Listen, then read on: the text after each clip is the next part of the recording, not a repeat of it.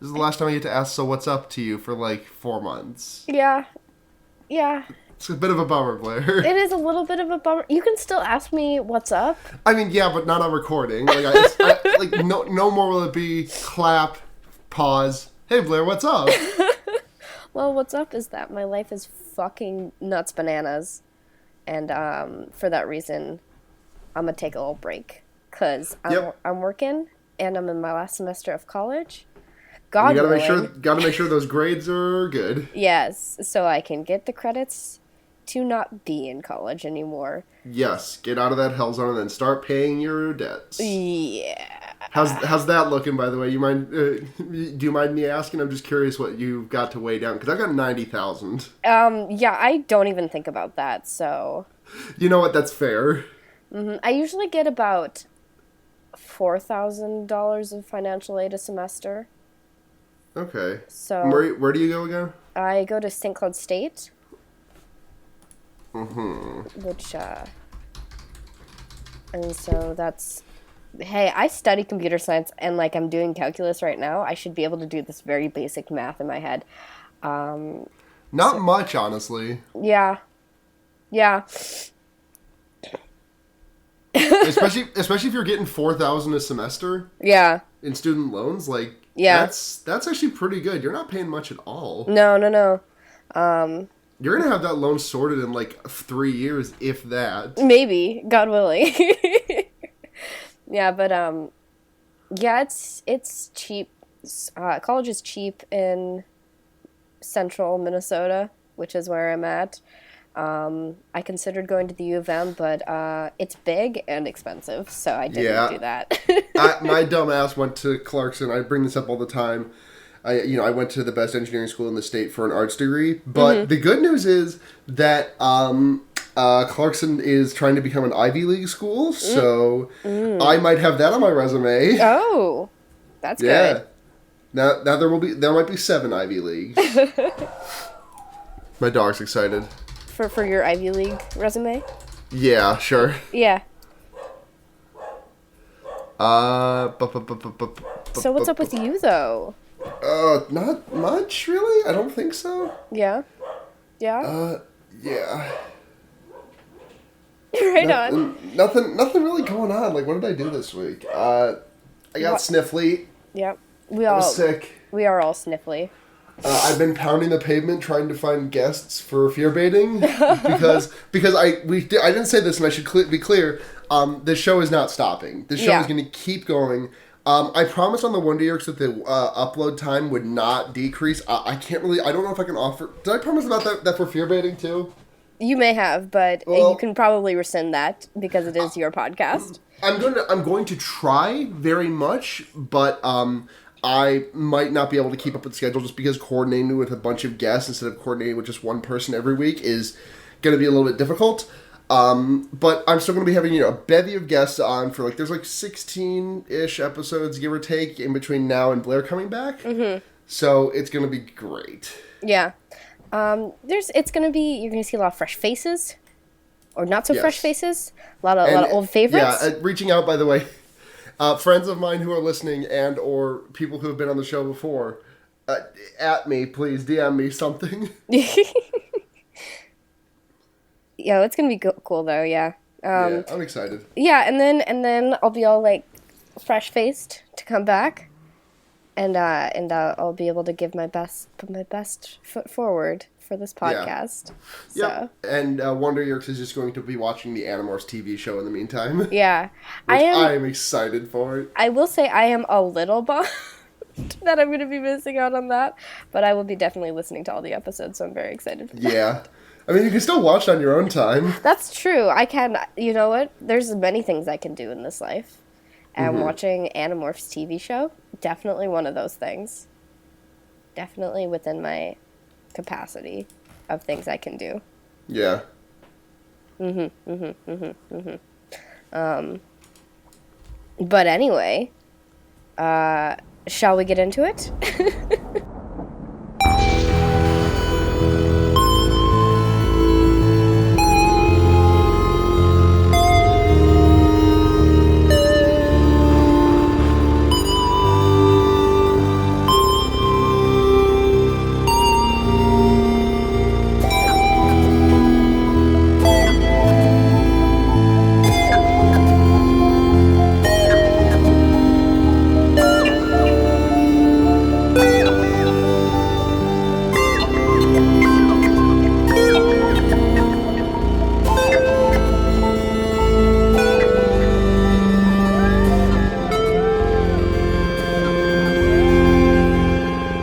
Welcome to Fear Baiting, everyone.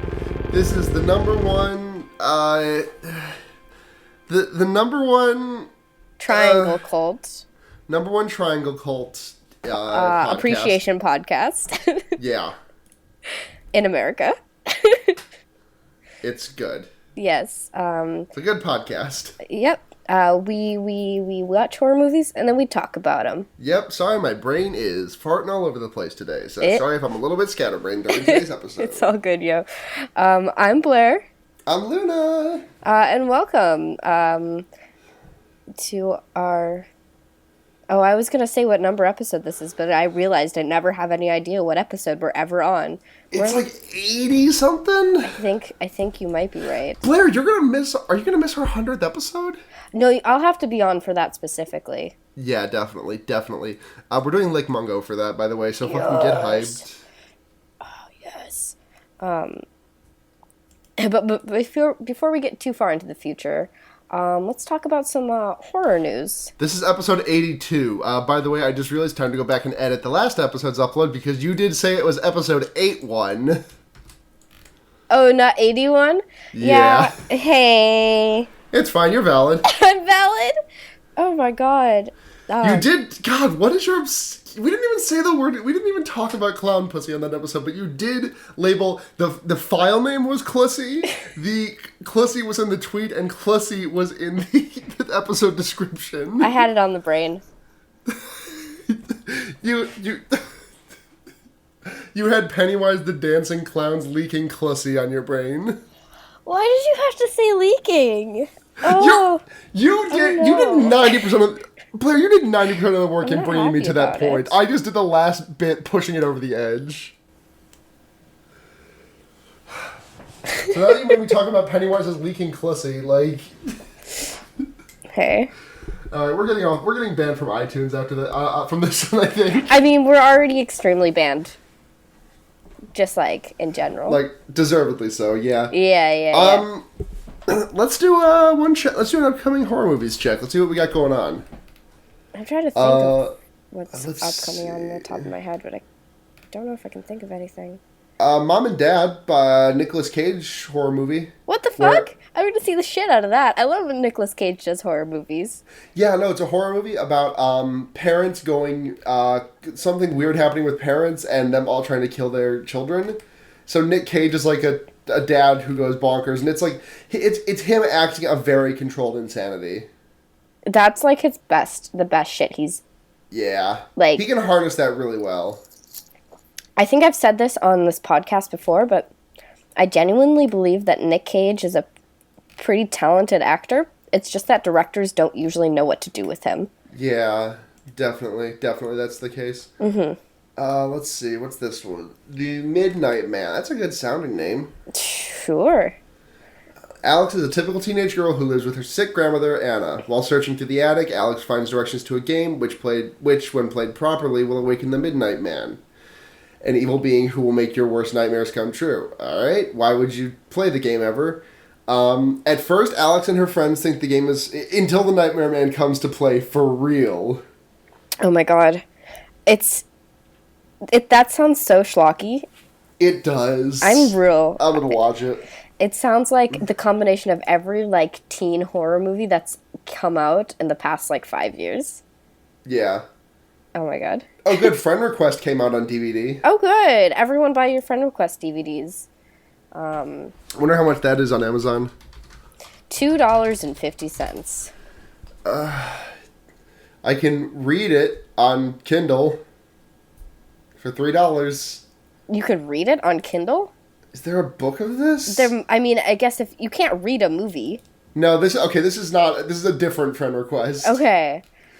I was gonna say. Looks like it's gonna cost me anywhere between $5 to rent and $15 to buy, and then $15 for the Blu-ray DVD combo pack, or Blu-ray and digital combo pack. Yeah.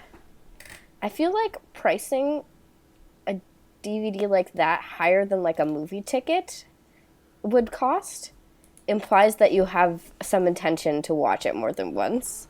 And if you're getting a movie like Friend Request, that is definitely not the case. No, like that's a movie that honestly that is a movie that like you buy off a bootleg cart. Yeah, yeah. Like that's a movie you buy off a bootleg cart and you're like, oh, they just mislabeled Unfriended. Yeah, and then you burn it. Then you watch it and you die in 7 days. Yeah, then you burn it because it's a creepypasta and there's hyper realistic blood coming out of your TV and that's like a huge mess because now you have to like. If you don't, like, clean it up quick enough, it's going to start leaking through the floorboards, and then the person who lives below you is going to get all pissed at you for, like, you know, like, water. Well, I guess it's not water damage, it's blood damage. And then, like, maybe the cops will be on your ass because there's, like, blood in your apartment, just, like, randomly. So, it's basically never worth it. Hey, guys, don't watch movies. Don't watch movies. Are we satisfied with that recap of upcoming horror movies? Yeah, thanks. A secret third host of the show, upcominghorrormovies.com. All right. Well, let's talk about this horror movie that was not upcoming. No, it came out last year. This was past coming. We missed it. Yeah.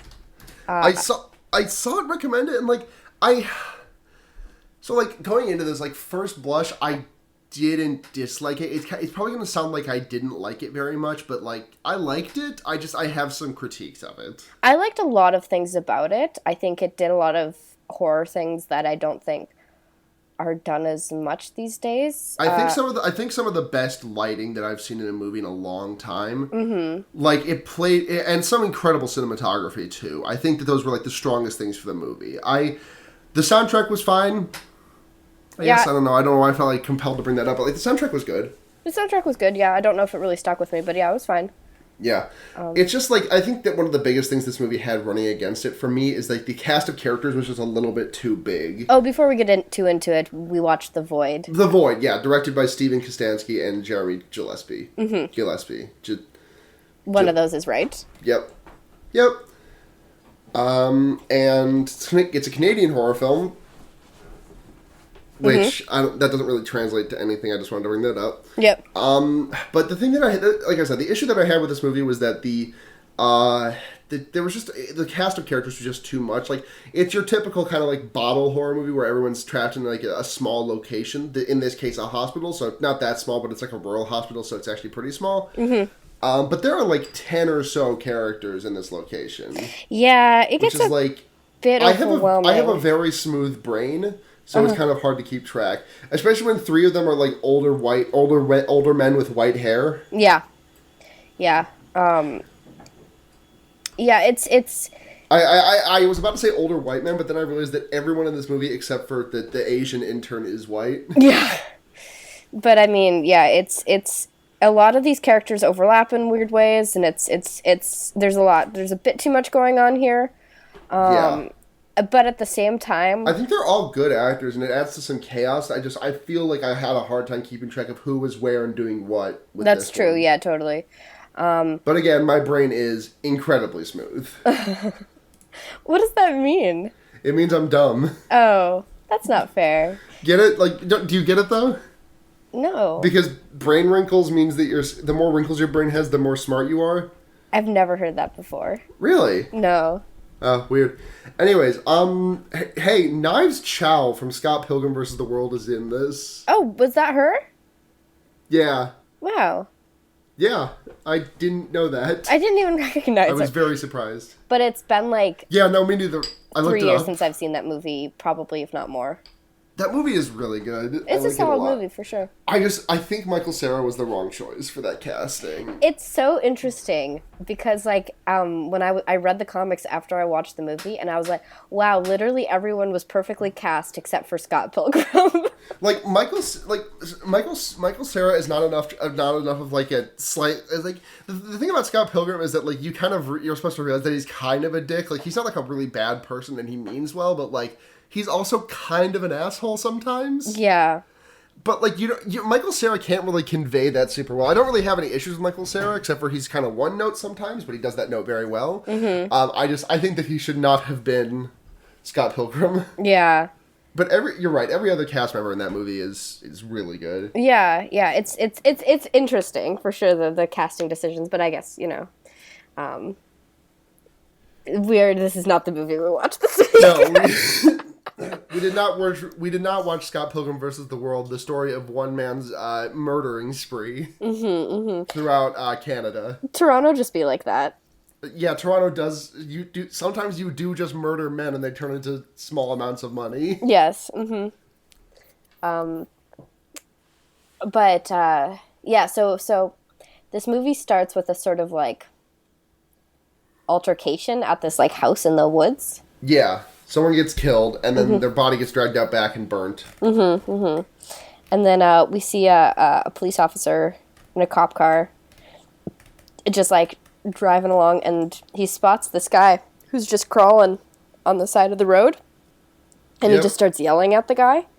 And he's like, "Oh, you're drunk, aren't you? Having a bad day?" And then he's like, "Oh shit, this guy's hurt." Yeah, because he's like covered in blood, and so the cop, Daniel is his name, puts him in his car and drives him to the nearest hospital, which is packing up for a move. Like they're going to move to a different hospital, I guess, or expand or something. So it's pretty like understaffed and undersupplied and stuff like that at the time. But, you know, like it's either bring him there, which is about 5 minutes away, or bring him to a different hospital, which is about 20 minutes away. So he just kind of has to like take that risk that they're going to be able to be okay with that thing that's going to happen, whatever that thing maybe. So he brings the guy there, throws him down on a like bed thing, stretcher, I guess. Yeah, a stretcher, a gurney. Well, yeah. It's a gurney. Yeah, I usually associate gurney with like already dead people, but you are right. Hey Blair, what do you call the person who puts together hospital beds on wheels? It's a gurney weaver. Well, moving on. Wait, Blair, do you get it though? I get it. I get the joke. Do you get it? I do get the joke. Okay, I'm glad, because it's very funny, but you didn't laugh. You want me to tell it again? No, that's fine. Okay. You just didn't laugh is all. No, I got it, though. I understood it. Okay. That's all that matters. I'm gonna miss this. Stupid. I'm not. Fuck you. Eat my ass. Stupid, awful podcast. I hate you. Oh my god, this is what the episode that ends it all. You say that like every month. I know. I just think it'd be funny if... our podcast and friendship was ended over you not liking my "it's a gurney weaver" joke. Yeah, like I got like genuinely mad at you for like a bad pun you made, and then we got into a weird, awkward like we can't tell if the other person is joking, but we're both being serious sort of argument kind of thing. Oh, is that what this is? No. I just think that'd be really funny. It would be a pretty iconic way, not really in either of our personalities, but a very iconic way to end a podcast. No, yeah, this would never happen. Yeah. Because you're a messy bitch who loves drama, and you'd be like, "Hey, what the fuck is up, Luna?" Yeah. No, I would start shit and not. You know that the vine that's like where the guy is like, "What the fuck is up, Kyle?" Yeah. No, seriously, step the fuck. Like that's you. Yeah, that is me. You're right. So this guy gets... this guy gets stabbed, and, does this guy have a name? No, James? This guy... Well, yeah, he does have a name, but I don't remember what it is. It's James, I'm pretty sure. James? Okay, James. Sure. Jimmy. So he gets to the hospital where there is, Dr. Richard Powell, who is an old dude with white hair. So that's Powell. Beverly, who's a nurse. Kim, the only person who isn't white. She's an intern. Maggie, who is pregnant, and her grandfather, Ben. And who is the other woman? She's another nurse, isn't she? I think so. Alice? No, Allison's the girl. No, Allison is his wife. Yeah, that's his wife. Oh, yeah. Allison's, well, it's the ex-wife, I guess. Yeah. So, She's also pregnant. I guess. I think so. Well, I think she was pregnant, and then the baby didn't make it. Yeah. Which sucks. Something like that. There's a lot going on here.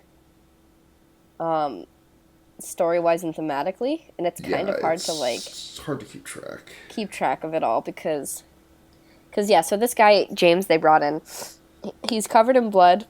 They find out later that it's mostly not his blood, which is concerning. To say the least. Yeah. He's not. Yeah. So and he's just like some junkie who's just like looking to get some speed, and then but so Daniel walks into another patient's room, I think, right? So we have this other patient named Cliff, who we see like talking to Kim and stuff.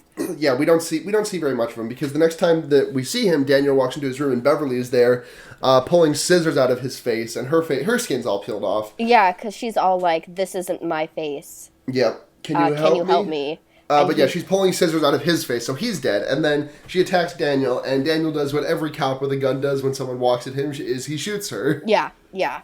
I mean, like, man, that's. She had scissors, dude. Yeah, like... Can you not, like, shoot to kill with scissors? Yeah. Shooting to kill is kind of, like, nuts. Like, Like, he, like, blasted her in the face for that one. Yeah. And it's like, it wasn't like there was a lot of face left to blast anyway. So it's like, come on.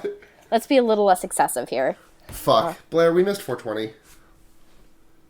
420 as in the time? It's 3:20 here, bitch. Blair... It's 4:20. It's not. Well, it's not 4:20 for either of us. It's 4:21 now. It's certainly not 4:20 for you.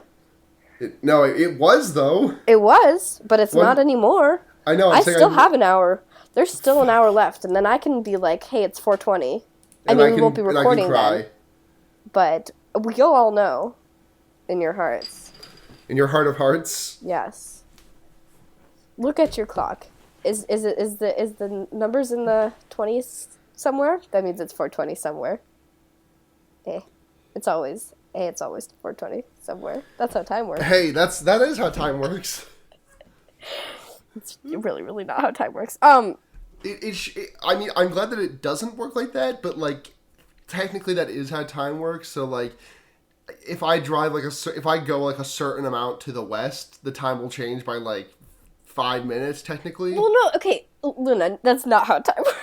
It's how it... No, Blair, it's not, Luna. Blair, it's not... Blair, listen, I know it's how we do time. I'm just saying that, like, technically, like, if I go... Like, I'm just saying, Blair, like, it does not magically become an hour earlier when you cross some imaginary line. Like, that is how it works. It's all human construct, yes. But because it's all human construct doesn't mean... We regulate these things by hours and not minutes. So there's no place where we can go to where we know it's a few minutes earlier, because it doesn't work like that. No, it doesn't. Listen. I'm just saying, though, to think about it. Good God, I can't... It's so stupid. I mean, like, I understand where you're coming from. But also... Right. Time doesn't work like that. We have to move on. We do. This is a horrible, idiotic discussion. Jesus Christ. So, he blasts her in the face. Yes. And Daniel goes out to his car to report the death to his station, but he gets confronted by cultists with a cool upside down triangle on their mask. It looks like what the hell's their name from Guilty Gear? Guilty Gear Venom? Is that a character? Yes, it is. Yeah, it kind of looks like... Not really like this guy, but now I'm just looking at him. He's a cool character. Yeah? Yeah, I'm gonna send him a picture. I'm gonna send you a picture. Cool, right on. Chat. That one. He looks a little bit like that with the hood. I mean, the triangle is definitely there, not the eye, but like... Wait, where did you send it to me? I sent it through Skype. Oh. Well, I don't know how to work Skype because I'm an idiot. There we go. There we go. Oh, now it has to launch. You know what? I'm just not going to look at it. Alright, sure. Just imagine. Yeah, I'm just imagining with my brain. So he gets attacked by a cultist with garbed in all white except for a black triangle on the face. Mm-hmm. Which is an extremely cool look. Mm-hmm. Though it is kind of KKK-esque, so I'm going to rescind that statement. Well, I mean... It's... All cultists are, though, in a kind of way. And executioner hoods are kind of like that, but also, they also look dope, you know? I guess so. Yeah, okay. Fine, I'll ride with you on that. The KKK are full of, fucking shit nerds, horrible human beings, obviously. But they don't own hoods and, cloaks and stuff as a concept. Yeah. So it's kosher. Yeah. As far as I'm concerned. So... I mean, triangles are just, an awesome shape anyway. So I fuck with it heavily regardless. Triangles, you know what I mean? Triangles, three sides is the optimal number of sides. 3 sides is the optimal number of sides. Yeah, because, squares, they've been done, And, circles are fine, but, they're just, they're not really, spatially, efficient. But you can cram a lot of triangles into a place if you want to. You know? Yeah. You feel me? I feel you. I can also just say things. I mean, I do it all the time. It's fun, honestly. Yeah. So he gets, stabbed in the shoulder, I guess, and scrambles back inside. Yeah. And he's having, a little freak out about the whole thing. And he stumbles to his, they patch him up a little bit. He stumbles to his feet. And, they hear, screaming down the hallway from the room where the, original dude, James, was in. And they're like, well, time to deal with this problem. And they get in there. And Beverly has turned into some fascinating beast. Oh my god. So, I've said this before on the podcast that I don't like when they reveal the monster. But I think if the monster is worth looking at, then I'm okay with it. And I think in this movie... I think that's another thing to really laud this movie for. Very rarely do I feel like a monster is worth looking at. I genuinely think them showing the monster this early actually gave me something. I was actually a little bit pulled in instead of if they ever showed an actual monster and it follows, I would have been upset. Because that wouldn't have worked. But I think it really does work here. Yeah. Especially since the monster is kind of transformative. Yeah, I mean it's an interesting design, and also it's mostly practical effects, which I think makes it also look very good. The best example I can think of is times where I was deeply disappointed by seeing a monster is in the new Blair Witch movie, because it was just a Slender Man looking figure with tits, Yeah. It was just a weird long pale person, which is kind of... It's been done, you know? Has. I didn't... Yeah, the ultimate form of this was just kind of it's kind of like the Night King from good show Game of Thrones. Yeah, not a show I watch, so I'll just take your word for it. I've seen pictures, unfortunately, because of bad show post Game of Thrones. Right, yeah, I've seen pictures of the Night King. He looks like that. Sure. It kind of looks like what the hell? Who's the actor that played Ned on Pushing Daisies? I also didn't watch that show. Oh. The blue guy in Guardians of the Galaxy 1. You saw that, yeah? Yeah. Remember that blue guy? Thanos? No, the other blue guy, the one that tries to blow up the planet, and then Chris Pratt stops him by doing a funny dance. Yeah, that was yeah, I don't know who the actor is though. Well, I'm just saying he kind of looks like that. Sure. Right on. The big baddie thing of this was just so uninspired. It looked like a color corrected version of the main villain from the first season of Buffy. Wait, in what? Buffy the Vampire No, Slayer. no. But like, the big baddie in this. In this? Oh, I don't know. The bad guy in this looks like a color corrected version of the big bad vampire from the first season of Buffy. Yeah, I mean, I get that. I didn't hate it. It didn't take me out of it. I thought the other monster designs were more interesting, but like... Definitely, I'm just saying, like, it looks a bit stock to me. Yeah. I'm gonna defend it in a sort of way because I think... Okay, debate me, Blair. Okay, I'm gonna defend it, because... So a lot of these other monsters are just, like, human bodies with, like... Fucked up things. With like, huge mutations and shit coming out of them. You know? They're fucked up guys. They're fucked up guys, but, like, they've got, like, huge tumors and tentacles coming out of them, and they're, like... They're like, a lot, you know? Like, it's excess. And then we get to this big bad guy, and he's just, like... Basically just bone and sinew, you know? And, yeah. But, like, rotting and shit. Yeah. So it's like it's a sort of like, I don't know if it's an interesting contrast, but I think that's what they were going for, you know? Yeah, I'll grant you some leniency there. Yeah. I think the monster decisions here are mindful. Them being mindful does not necessarily make them good. I think by and large they are good. Yeah. But I wouldn't necessarily pin any of them down on laziness, you know? Yeah, I suppose so. I think you're probably right. I probably was a little bit harsh on it. It seemed a little. I mean, it definitely. Just compared to the rest of them, as the other ones. Definitely. I would argue that's perhaps on purpose, but that just because something's on purpose doesn't mean it's good, you know. So yeah, I think you're totally justified in not being crazy about it. Yeah. So that's my take. It's a solid take. Take. So let's try and just hit some bullet points, I guess. Moving forward.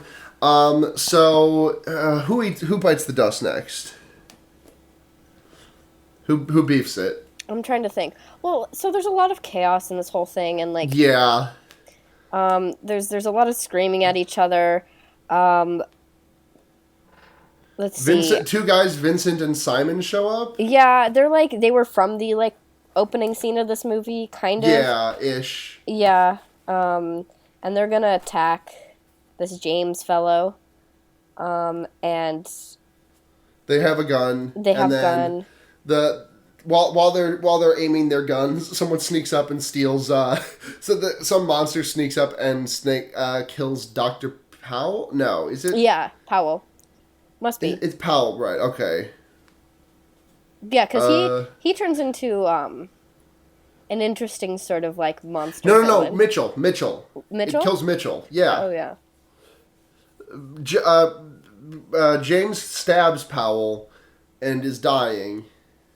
And then Mitchell gets killed. Mitchell is Daniel's superior. God, there's too many names. I know. There's 2 cops in this. There does not need to be. There really doesn't. There's no point for Mitchell in this movie. Yeah. Yeah, it's unfortunate when I see a movie that could be perfect if it just had a more fastidious editor, and it happens all the fucking time. You know? Yeah. Like a bit of a meaner editor. Yeah, it's you might not be able to like I understand as someone who creates things, but also as someone who edits things. Like I play both of these roles. Like it's not a satisfying feeling when someone looks at your shit and says, "Just take out this whole character because because this person is extraneous," because you've got a connection to that character, like as a creator. But at the same time, a cleaner piece of fiction is more satisfying as an audience member. Definitely. Than a cluttered one. Yeah. So it's a difficult tension, but he's not there for a while, and like I don't think he even there are some people in this movie who die. He's just of no consequence, really. Like, first of all, Cliff did not need to have a name. We did not need to spend time with Cliff. We needed to see Cliff. We needed to know that Cliff was another patient who got murdered. Well, he's gone pretty quickly, so I'm not mad about it. No. I'm not really that mad about it either. I'm just saying, like, if you wanted to put some stuff on the cutting room floor, like, there's like a minute and a half long scene between, well, not a minute and a half, minute-ish scene between Kim and Cliff that I think is good for Kim. I don't think it's a necessary scene, though, because we do get some other nice Kim, we do learn some other nice things about Kim, about her character through other things in this movie. I just think it's an unnecessary scene. And then the whole stuff with Mitchell, like, what does Mitchell do besides eat shit and die and reprimand Daniel? I mean, he makes sense in a sort of realism of way, because they're like, oh, you need backup, so they send backup. Yes. But, that being said, we're watching a fucking movie. We can suspend our disbelief that this guy would just be in it alone, you know? There's two, like, big, like, baddies with guns and shit that come in and, like, start threatening people. One of them, there's only one of them that actually says anything. The other one is just, like, set decoration, basically. I also think those two characters, just in and of themselves, are kind of confusing. It's just, there's just a lot. And also the grandfather to this pregnant chick. I mean, like, again, I guess I get it in a sort of sense-making kind of way, because why would this young woman be at the hospital by herself? But at the same time, like, he is completely extraneous. Yeah. We need to... we need to continue. So, Mitchell dies. There's too many O's in this movie. There's Daniel, Mitchell, and Powell. Yeah. So he kicks the bucket. Yeah, he eats shit. And then, someone blows the fucking... the creature's head off.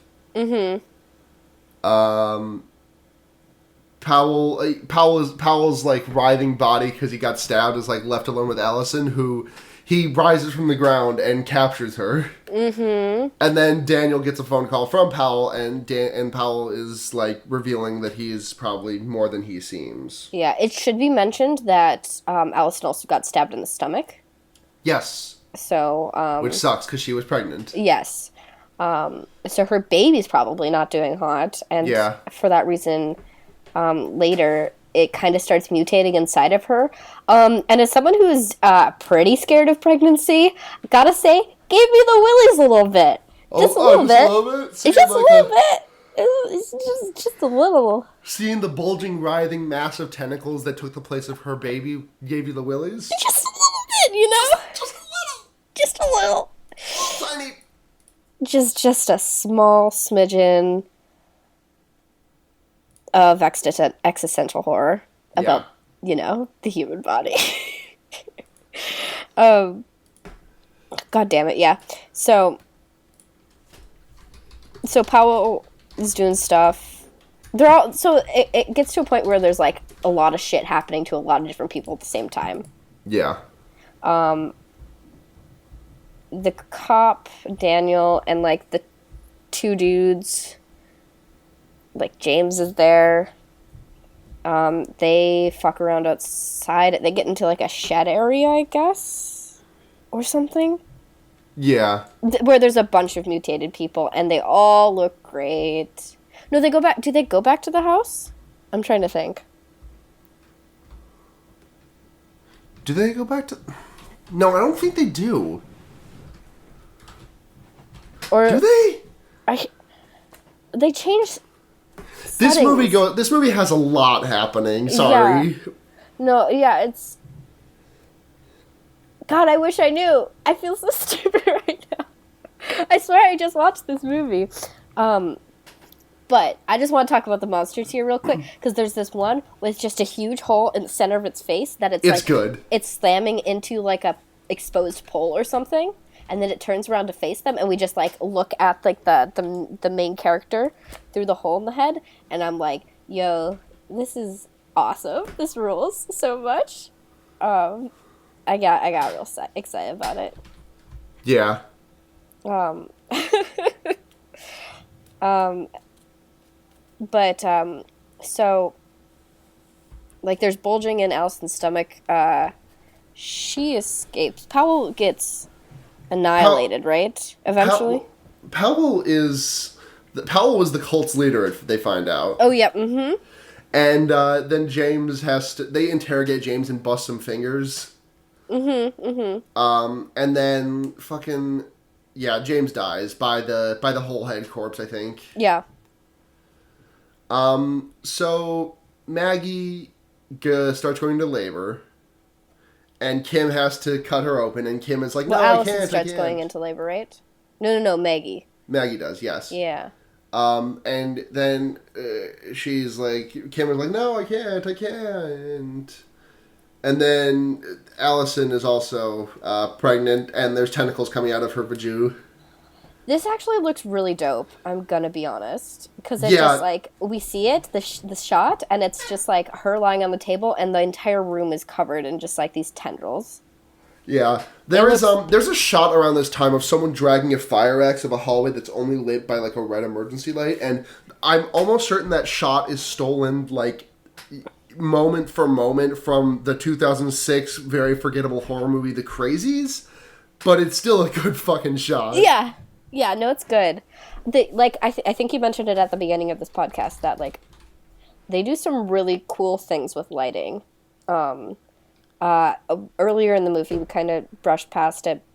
One of the fluorescent lights is knocked from the ceiling and is starting to flicker. Oh, it's so like good. Strobe light. And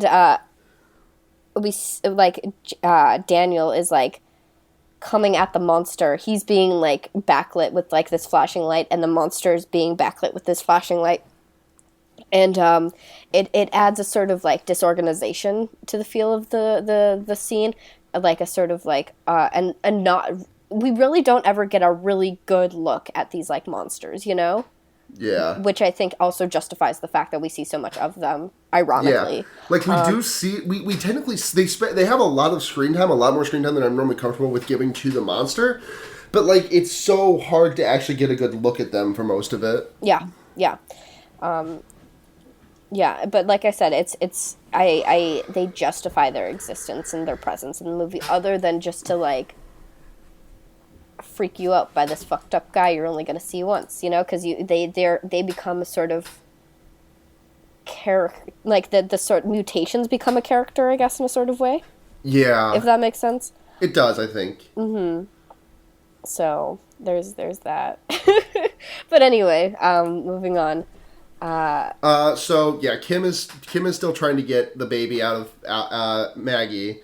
Powell finds Daniel's mutated remain, or Powell talks to Daniel while Daniel chops up his wife's mutated remains with a fire axe. And then Powell's like, "I have found the ability to conquer life and death." And then Daniel has like a child that died in labor. Yeah. And Powell's like, "You can have your kid back if you die first." Brr. Yeah. And then Maggie appears and stabs Daniel. Yeah. And then Powell appears without any skin, looking all blue and shit. Yeah. Yeah, he's just like sinew and bone. And he has this like weird metaphysical conversation. Like, it's a lot of monologuing. I'm sure it's all very important, but that you know that's not what we're here for. Yeah. Not the monologuing. It's the fucked up guys we're here for. Yeah. And then Powell's like fucking... At the end of it, Daniel is basically like, yeah, I'll go with you into the thing. And he pushes him into this, like, lit triangle that's behind them. Which, like, dissolves it, I guess.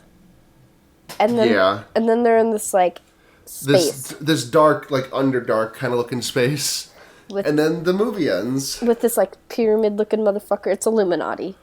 Yeah, it's definitely Illuminati. And then the movie ends. And that's the movie. And I didn't really understand it, but that's okay because it looked dope. Yeah, no, I think... On a scale of 0 to 5 truly, genuinely fucked up guys, how many truly, genuinely fucked up guys are you going to give this? I'm going to give it a 3. Maybe a 3.5? I'm going to go for a 3.5 because, again, like...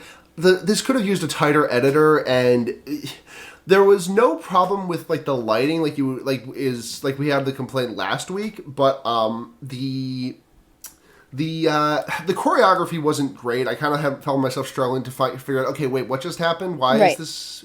Why'd they go that way? Mm-hmm. But the filmography is really good. It's in some incredible aesthetic looks. And the monster design is really fucking good. And I'm always a sucker for, if I'm not mistaken, if you're not mistaken, Blair, I do believe you on those practical effects. Yes. It does a lot of things successfully that I think a lot of modern horror movies neglect to. It's got its own problems, like we talked about, but I think it should be lauded for its really like effective use of practical effects and monster design. Yeah, it's Carpenter-esque. Yeah, exactly. That's what I was thinking the entire time. It was like, oh yeah, this is I think monsters are kind of a thing of the past, so when we do see them, they kind of feel cheap because, again, it's all CG and it doesn't really ever justify its existence, other than to just look ooky spooky. But I think if you see something that's had some genuine like effort put into it and some thought put into it, definitely, like it's more satisfying to see that kind of monster other than just a stretched out human being, you know? Yeah. So. Here's a question from @RoyalBatty. Do you think the cult elements could/should have been developed/explained more than they were? Yes. If so, how would you make better use of your runtime to go into where the fuck any of this came from? Honestly, cut Mitchell, spend some more time on the cult. I think the cult looks cool as shit and it does not go anywhere. Yeah. Not much more, because I think it like if it gives much more information than it currently has, then it kind of broaches into like, oh, now you kind of told the whole damn story. But, like, we don't really get anything about it. At the end of the movie, like, I really was super confused about what was happening, why it was happening, and there was religious-themed monologuing, and that was about it. And it just kind of left me a bit unsatisfied about the world that that the writers were creating. Yeah. I just wish I knew more. Just making it... I would have loved half of this movie being in, like, the hospital, and then the other half being in, like, the cult house or whatever, I guess there is, and just more involvement there. Or something like that. I don't know. I just like cults anyway, so... I wanted more, and again, the fix cut Mitchell. Yeah.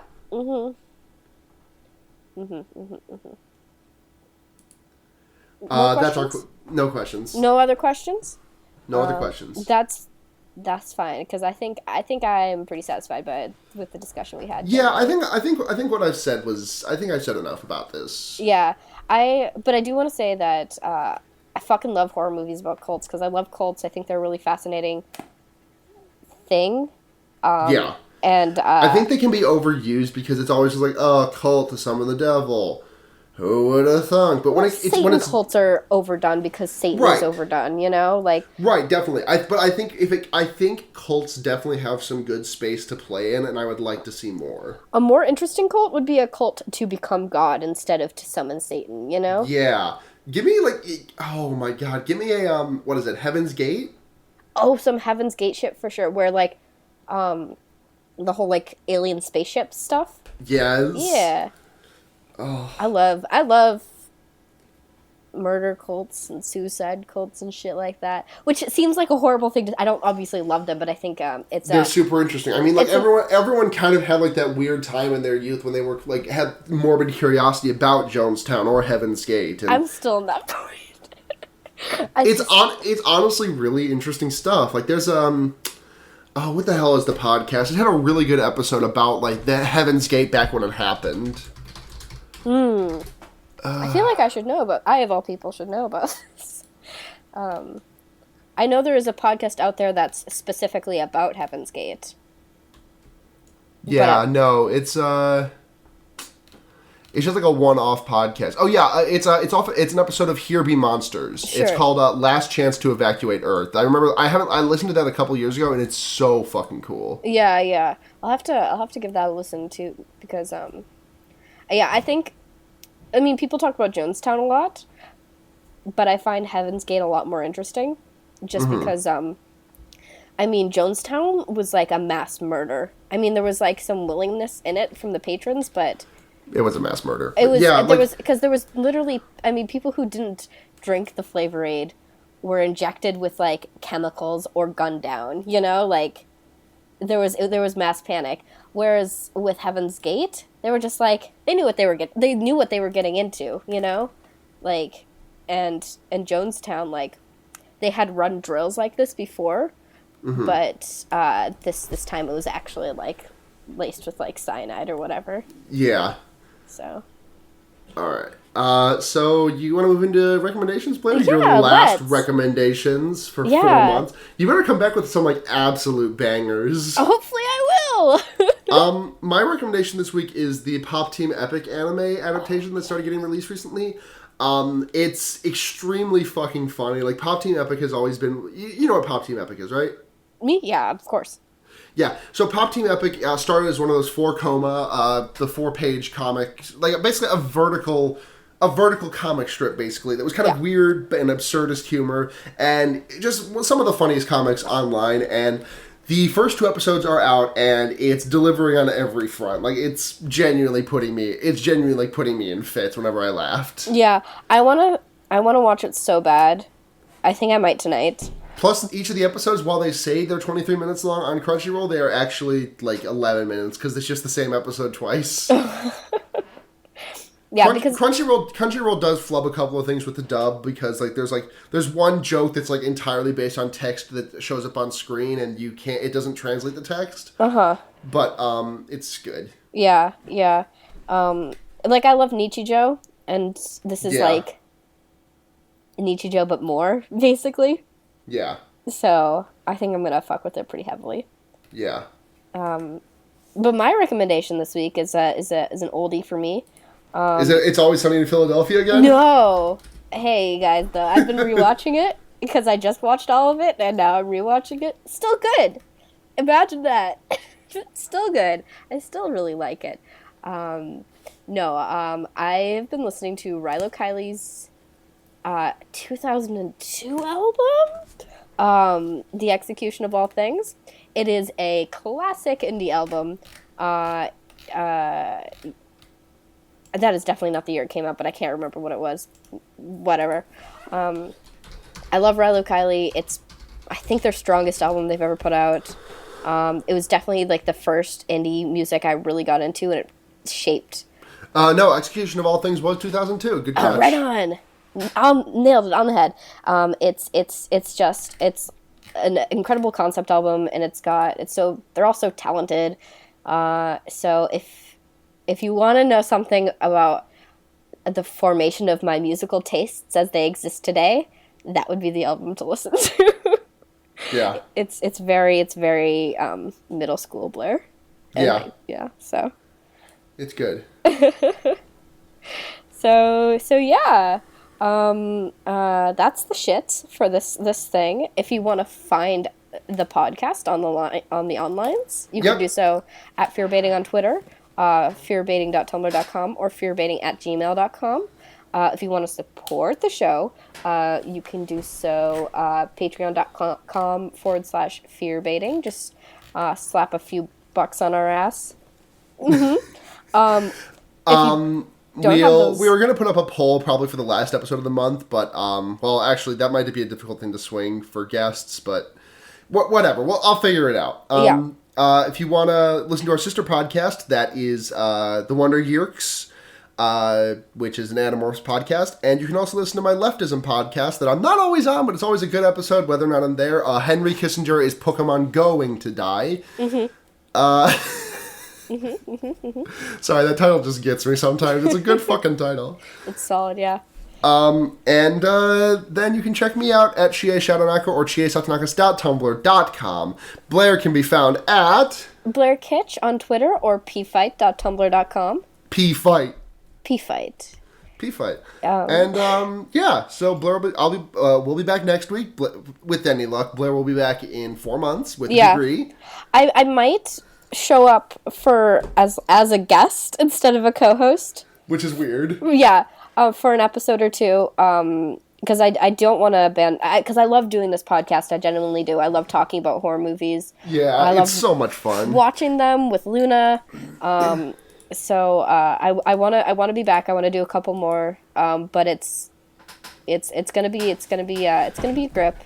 But don't miss me too much. Find me on the onlines and I'll be screaming there. Blair, I did just realize something. Yes? What's your graduation date? It's in May. I'm not sure. I haven't applied for graduation yet. I need to do that. Because our 2-year anniversary will be on May 14th. Yeah, I'm pretty sure it's going to be before that. So you might come back just like... Your first episode back might be our 2-year anniversary episode. It might be, which would be... May 14th is on a Monday this year. That'd be pretty dope, honestly. Yeah, oh my god, yeah. Can we do it like that? Like, if you finish before then, can you not come back? Until then? Oh my god. Yeah, we can do that. If you want to. Alright, good. Sure. Right on. Solid. And, so yeah, this has been Fear Baiting, everyone. Yeah. Until next time. Yeah, I'm Luna. I'm Blair. And remember... You can put a fucked up guy anywhere. Good night, everyone.